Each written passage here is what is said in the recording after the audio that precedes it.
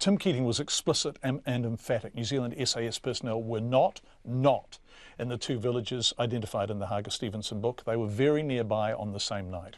So the date is not in dispute. The location and outcome certainly is. Nicky Hager and John Stevenson state 6 civilians were killed.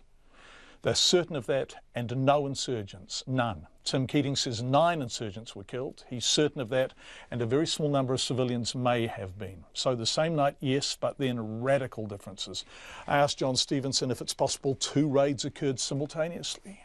No, and we know that it's not possible because the Defence Force says that there was only one operation on that evening, and the International Security Assistance Force also says the same thing. We know that the New Zealanders left from Camp Warehouse in Kabul on Chinooks. We know that they stopped in Bamiyan. We know that they then proceeded to Kuraidat and Nyack. We know that the Chinooks landed in wheat fields because this was described by people that were on that Chinook, or both Chinooks. We know that the Chinooks left big indentations in the wheat fields that were seen and measured by the villagers. We know that there was a lot of evidence in the sense of what they did on the ground, that this was Kuraidat and Nyack. So I think it's virtually impossible that there were 2 identical operations at the same time in the same area, using the same aircraft, with the same troops from the same Afghan and New Zealand forces at the same time.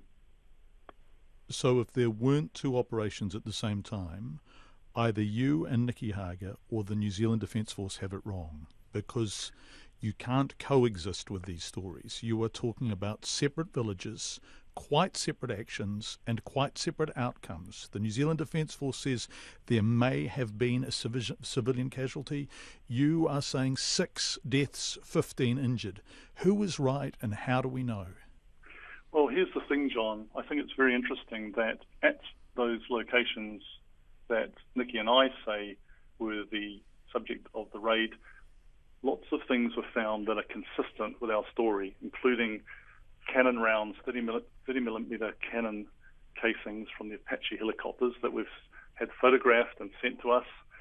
There were 6 people who died, 2 people who appear to have been shot, and 4 who appeared to have been killed by air assets or fire from aircraft. Now, not only do we have very detailed accounts of what happened, not only do we have the government of Afghanistan issued death certificates, but we have David Fisher in the New Zealand Herald coming out last week with a detailed account from an SAS soldier of the New Zealand Defence Force soldiers doing exactly what we suspected they did. 2 soldiers shooting 2 civilians with rifles, and an account of the New Zealand Joint Terminal Attack Controller guiding in an airstrike, calling in an airstrike which resulted in civilian deaths. There's no accounting for that in the story that Tim Keating is telling, and there's no accounting for who the people are who he claims the SAS killed. Who were the 9 insurgents they killed? And I cannot understand why, if he says that he is 100% right, he doesn't release operational footage from the operation. John Stevenson talking a short time ago